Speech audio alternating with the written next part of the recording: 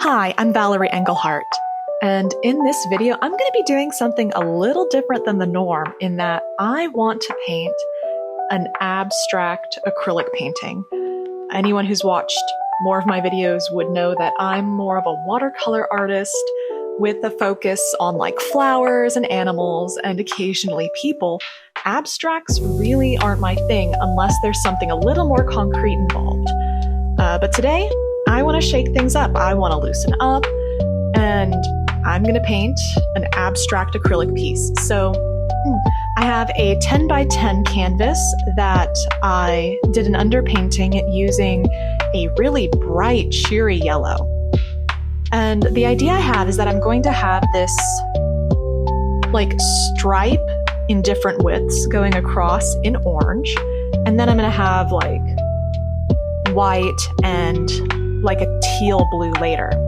So I've grabbed, at this point, a really big paddle, and I'm just scooping up my titanium white and just scraping it on my canvas. And that's one thing I like about using like these heavy body acrylics is just picking up whatever. I'm rarely going to be using a brush. I'm just going to be picking up paddles and scraping. And that white is picking up some of that orange I mixed, and that's perfect because I don't want this to be a perfect white. I want it to be kind of messy. I want the yellow underneath to peek through. And I chose that yellow to give a boost to the orange, as well as I don't usually use bright yellow, and it is gray and dark here, so let's brighten things up with some cheerful colors.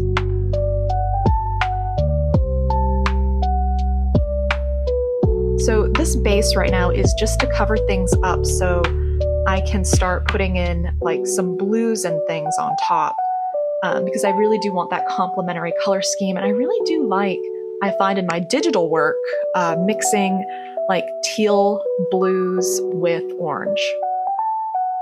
And so there I go, I've got cobalt teal, which I rarely use in acrylic paintings, the few I've done, just because it is just so punchy. But in this painting, I want punchy. And in some places I've gone just straight in with the pigment. In other places I'm mixing it with the white to lighten it, or throwing in a little yellow to make it a little more green, to sort of make sense with that background. Because I do want a range of values, because even in abstract painting, you need to pay attention to your shapes, to your forms, your lines, and especially your values.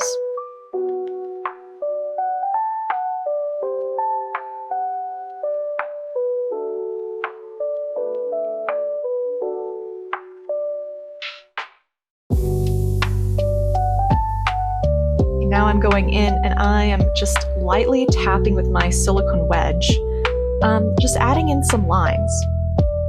Now, there is an actual reason I'm doing this, and I'm a little hesitant to say anything because one of the great things about abstract paintings is it is whatever you think it is, and is often nothing at all. It's just a collection of shapes. But in order to make some sense of why I'm doing these shapes that I'm doing, where is my inspiration coming from, this is based on a picture I took when I was in downtown Bellevue in the business district.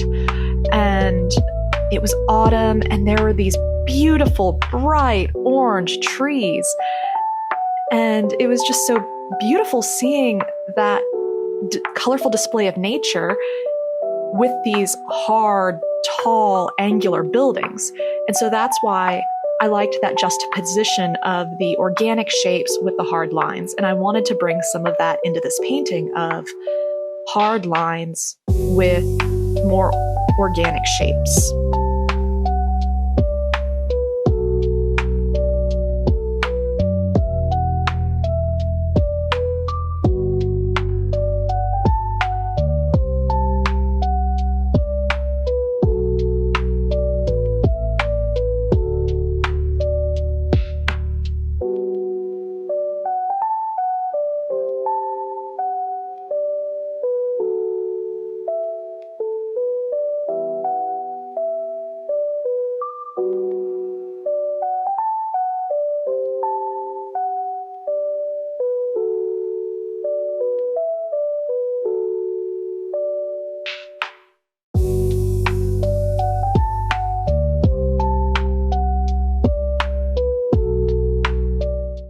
Hi, Valerie here. I just wanted to pop in real quick and ask, do you want to paint with bold, vibrant watercolor? Well, I teach you how to paint this beautiful, dare I say, elegant elephant using bright tube paints and lovely texture effects. Just go down to the link below and it doesn't cost any money. Sign up and you get a free watercolor lesson along with the line art so you can follow along. Okay, back to the video. Welcome back. At this point, the painting has dried and I want that orange to be way more punchy. Like, it's a lovely color, but I want it to be like a smack in the face. I mean, a good smack, but a smack. I want this to be orange. So I pulled out some of my Stuart Semple potion. I got this a couple years ago as a Christmas gift. I got a set of it. And these acrylics are softer. They're scented. So this one I think is orange scent. And the yellow that I had used was banana scented. And one thing I do love is that the smells are really good. But they do fade after a bit, which, I mean, makes sense. Now I'm pouring it straight from the tube, or I guess from the bottle, really. Pouring it straight from the bottle because I want to just squash that fresh paint into the orange area of my canvas. And it is far brighter now, making much more of an impact. But I do like that I have that more muted orange underneath. It gives it some variation as well as the little peekaboos of yellow, because you don't want just a flat color. That can also get boring. So I like having a lot of variation even in what seem to be large blocks of color. Accidentally messed with my mic there, so if something cut out, I'm terribly sorry.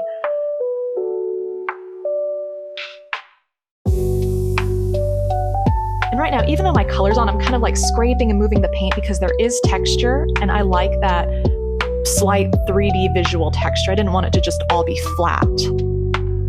So you can create texture using colors, but also texture by smacking the paddle down and lifting it, or scraping the paint. And because that bright orange is right in the middle, I want to add it in just little bits to other parts of the painting to give it a little bit more harmony.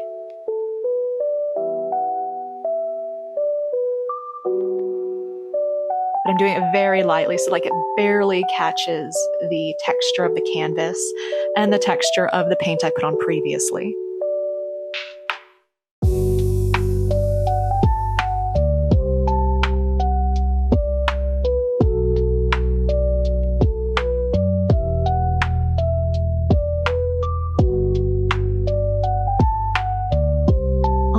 Now, I like how it's looking, but I think that building area, that's that brown color, is a little strong, and I want to create these drips that go over the orange. So after searching my cabinet quite a bit, I found my white acrylic ink, and I am just dabbing that in that upper left corner, and I'm going to grab my spray bottle and spritz it to encourage the paint to flow downwards.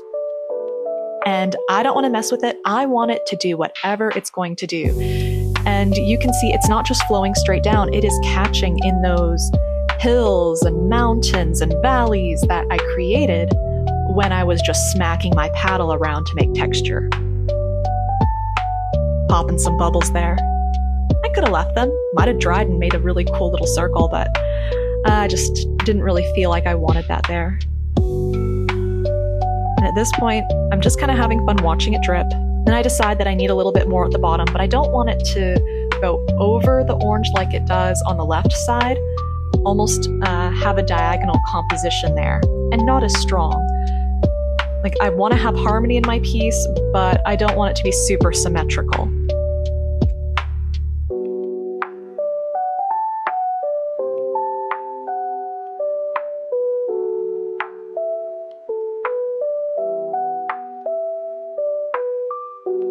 Alright, I put a little bit of the ink on my palette paper and I'm just glazing it over some areas that I think are a little too strong. My focal point is that bright orange, and if I find anything just a little too distracting, I'm glazing it over with that ink because I still want it to be there. I definitely want those colors showing through. I don't want just plain white, but I did want to tone it down a bit. Now I flipped the painting upside down because a lot of the yellow on the bottom was peeking through, and I wanted a little less of that yellow, picking out a cat hair. I had to pick out like 3 cat hairs from this piece. But what I realized as I turned it upside down and started applying the titanium white is I actually liked it much more once I flipped it upside down. And it's so funny how that can happen with an abstract painting, because if I was like painting an owl, that wouldn't work so well. But with this, turning it upside down was the right choice. If you enjoyed this demo, give the video a like. And if you want to see more, hit that subscribe button. I post every Thursday. Happy painting! Bye!